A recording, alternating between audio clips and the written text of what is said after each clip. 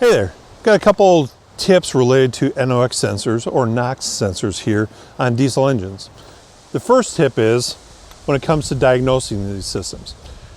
You need to be aware that this NOx sensor cannot differentiate between elevated NOx or ammonia, which is the most active ingredient of the DEF fluid. Now remember, this is mounted in the SCR, or the catalyst assembly, and that's got DEF fluid being injected into it. And if the ammonia gets through the NOx catalyst brick and the ammonia slip brick, it's going to contaminate the sensor here, and the sensor cannot tell the difference between too much ammonia or too much NOx, getting an erroneous reading.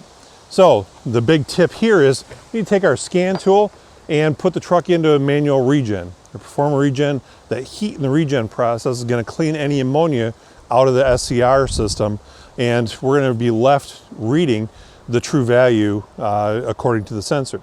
So if you do a regen procedure and the sensor is still reading incorrectly, well, now you can take it to the bank. You've got a faulty NOx sensor there. Go ahead and replace it.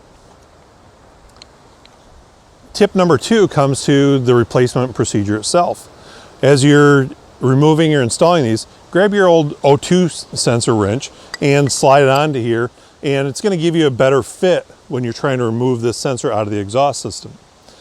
Yes, we can do it with an open end wrench, but we run the risk of slipping it off and damaging, especially when we're putting the new sensor in. We want to have a good firm grip of this and get a nice tight or properly torqued installation reading here without slipping it off and damaging our new sensor. My third tip is when the repair is all done, quite often there's a relearn procedure that's got to be done. Run into it on some General Motors trucks where it had the limp-in mode and there was a DEF quality message on the dash.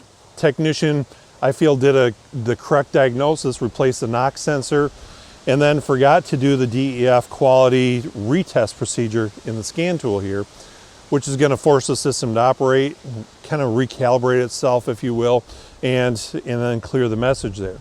And so make sure when you're all done with the repairs, look in service information, but even more importantly, look through your scan tool menu here and see if there's any relearn procedures that need to be done post-repair.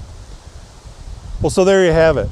Got a tip for diagnosing this. Don't forget to do the regen first, clear all the ammonia out of the system, and then retest it. Use your O2 wrench to make sure you get a good, safe grip on this thing and install it properly. And then finally, do the retest or the relearn procedures when you're all done with this.